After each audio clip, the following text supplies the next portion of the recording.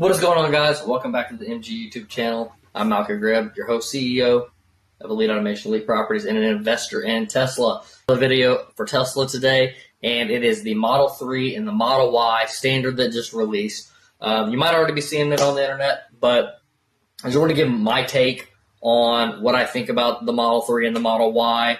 And also, as I consume information from other Tesla influencers, just any influencers of any kind, I like to take a stance of what do other people think, and then a lot of times I like to contradict against what other people think. Even if I'm in agreement with what they say, I like to sometimes go against what they say just for the sake of argument, right? Just to potentially showcase something that maybe people are not seeing, and especially whenever everybody is discussing like something being such a big thing, or whether it be a good thing or whether it be a bad thing.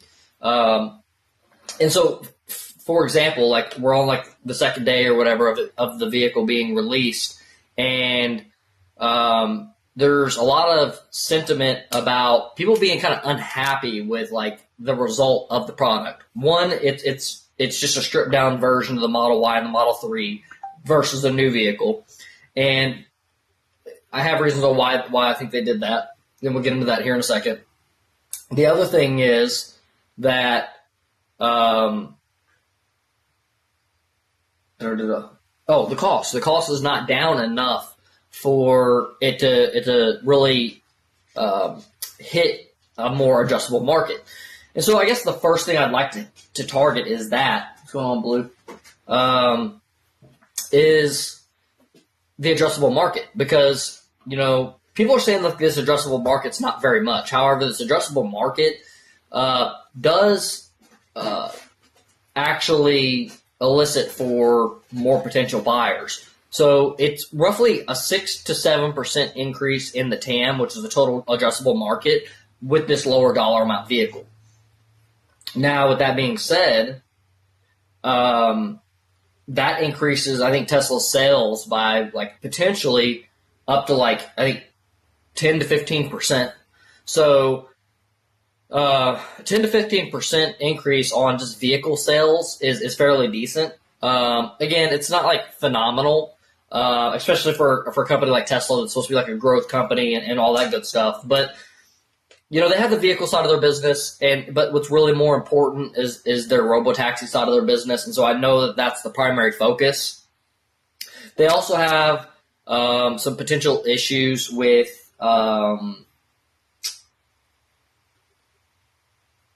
their capital utilization, meaning their manufacturing lines are probably not being utilized to like full potential. So they're probably not wanting to invest into other product lines that don't utilize that same capital. Now, with that being said, I don't know why they can't necessarily design a vehicle that is close enough that they can still use like the same manufacturing line. It's just a matter of like changing out some tooling to be able to run things down that line. From like some news that I've heard, Tesla is basically only operating like Monday through Thursday, which is like pretty terrible for an automotive manufacturing company. Generally somebody like an automotive manufacturing company is like 24 hours a day, 7 days a week. Even if they're not having actual manufacturing on all 7 days of the week, generally that, the seventh day is, maybe it's like a maintenance and not even a maintenance and cleaning day. It's just like restaging and getting things freshened back up again for like Monday when it starts. So that way everything's just in order, like a housekeeping type of operation. But they have a ton of capacity that they can still use, at their facility. So that's why they're, going with this lower model or this variant. It's also a lot cheaper to add variants than it is to do an entire model.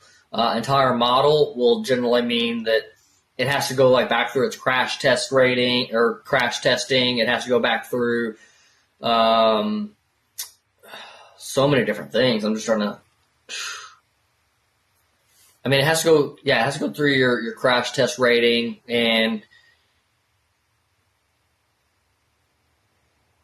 a lot of stuff might have to get adjusted for that. If you can't design something to be on like the same platform, and when I say the same platform, like this is something that I've even called out, and other people have called out, is like lower the battery.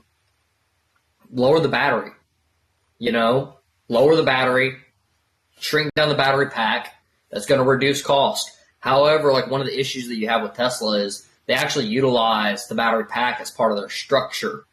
And so the batteries being inside that pack are actually creating structural stability, and could actually have impact on your like crash test rating. So if you change your battery pack, you might have to even go back and redo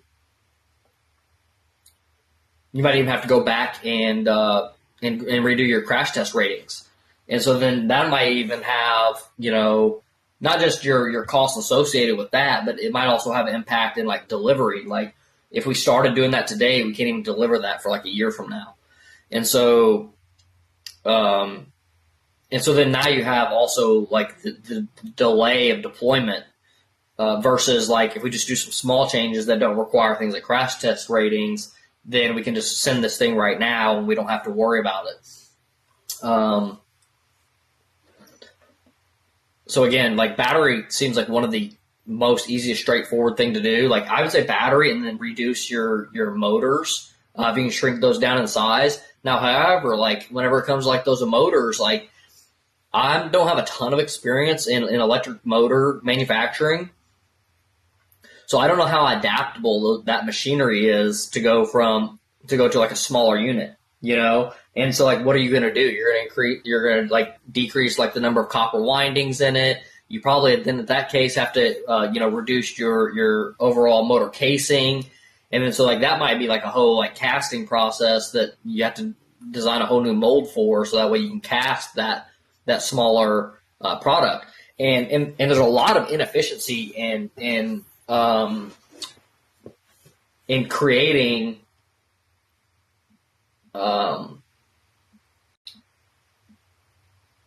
variance. I don't want to say variance because you gain efficiency through a variance. So like you gain efficiency through variance, but you also lose efficiency through variance. What do I mean by that?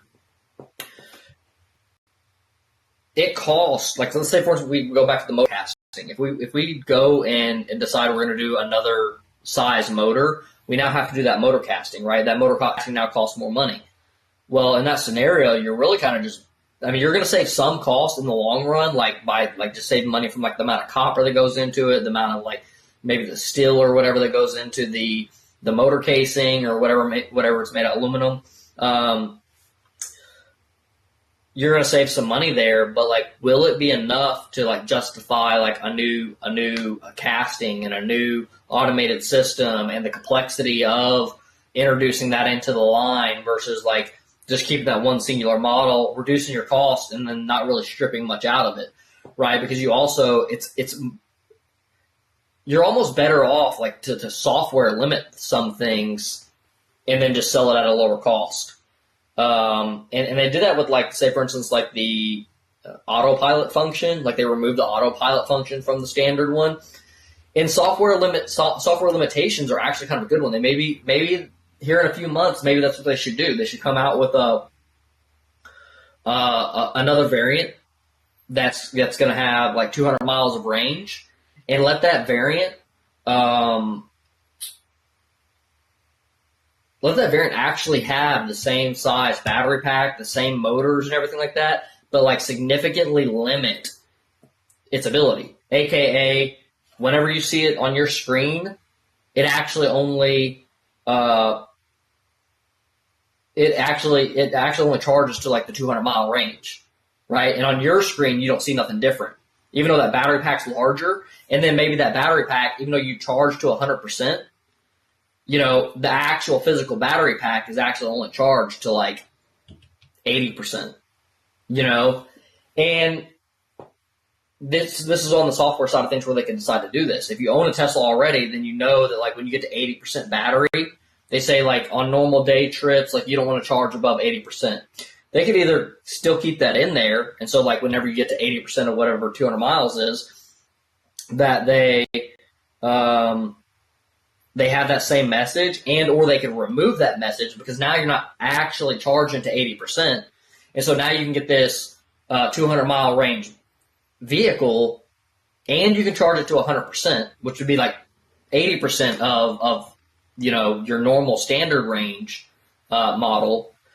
And so, Tesla still has all those material expenses in the deployment of it, but they're going to hit another TAM, another total addressable market, while not really increasing hardly anything other than an initial software expense, right?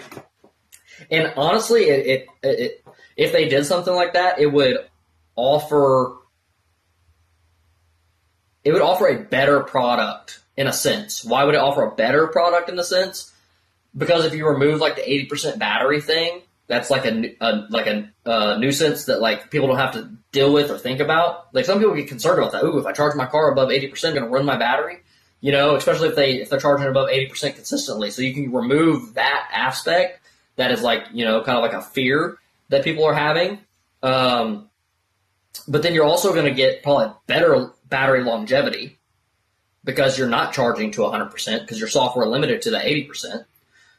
You could also, reduce the charge rate because it would still be able to, being that it's physically the same size, you can either do one or two things. You can reduce the charge rate so that way it just charges slower, which theoretically should be better for the battery's life.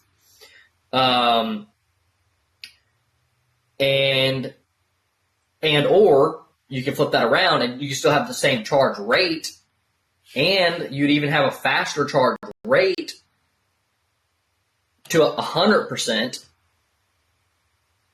than you would at with another model vehicle. And why I'm giving those air quotes like that, because 100%, it's 100% of the software limit, right? Which would actually be truly only 80% of the physical battery.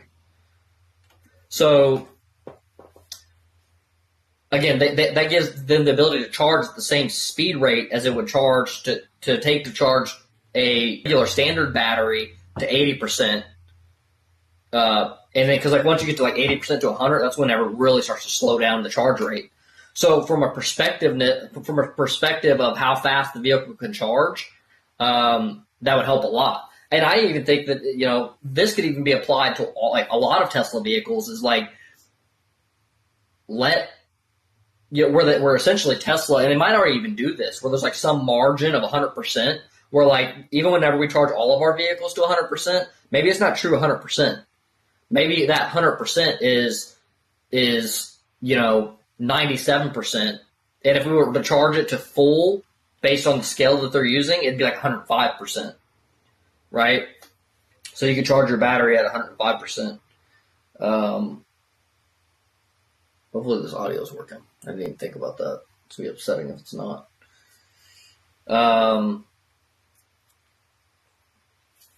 But yeah. That's just one thing that Tesla can do to hit more of a TAM, to not really degrade sales of another vehicle, because I think people who definitely want like the 300-mile range. Now the thing is like how will that impact Tesla's profit margin if they can reduce it by that amount?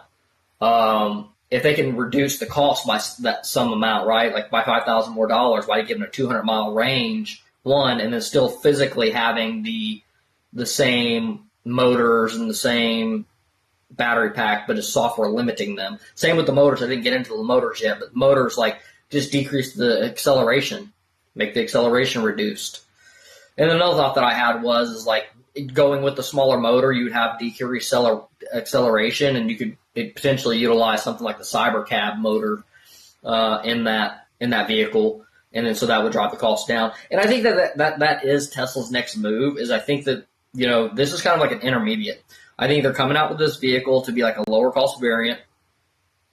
They're gonna extract the cells out of this variant, because a lot of people are buying based on buying based on like a price point and or features, right? So whenever a vehicle launches today, even though it's the same as all the other ones, there's going to be people that jump in and bought that vehicle for like now to like next month, And then they're probably going to do something to maybe reduce the cost again. Either they're going to have that exact same vehicle and do nothing different and reduce the cost, and or they're going to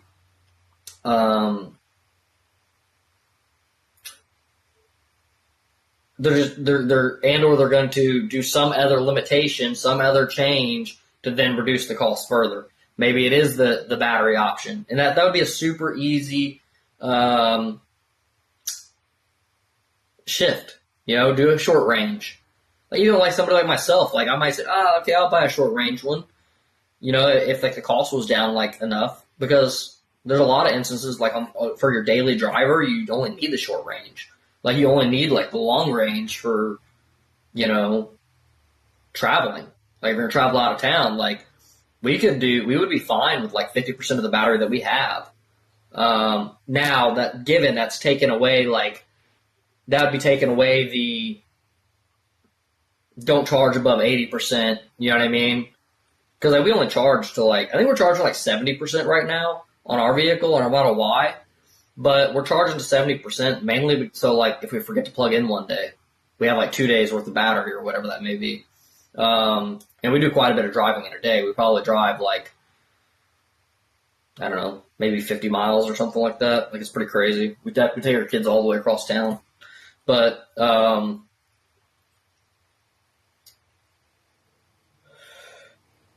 yeah, I think that Tesla definitely has to come in with some other variant. They either have to reduce the cost of the existing one, which I think they might do.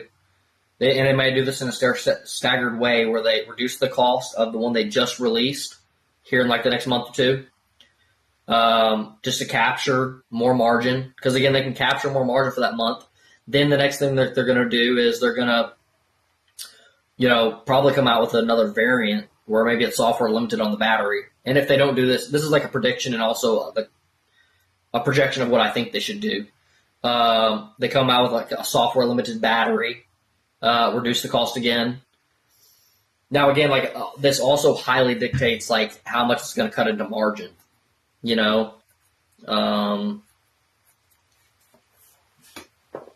I wonder if it would create too much complexity for you to buy battery by the percentage. So like for every like 10% battery, it would cost like $1,000 to the vehicle. And they would just software limit it. So like whenever they install the computer and you get your version of the software, your version of the software just has it software limited to like whatever your battery pack size is. So that way they can basically extract as much value. And they can even make that as an after purchase thing. The same way that you can buy, the exact same way you can buy the acceleration boost for like the Model Y. You can buy the acceleration boost for the Model Y. You can do the same thing with like the battery pack. Buy a battery pack boost. You know what I mean? And so you can buy your initial vehicle at some certain cost, and then you can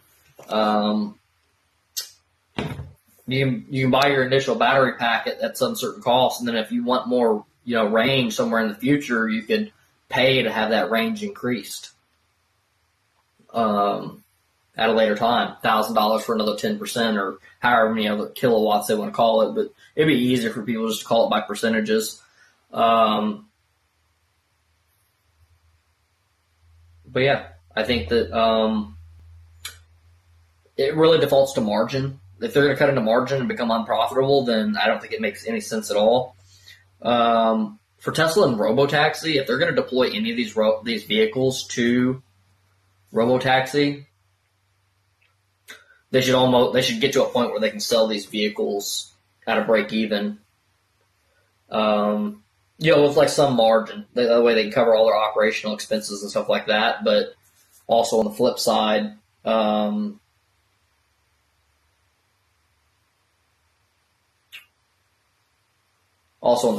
be able to just get out as many vehicles as possible on the road. Now, a lot of those percentage of vehicles. Okay, I'm going to end this video here, guys. I'll catch y'all in a bit.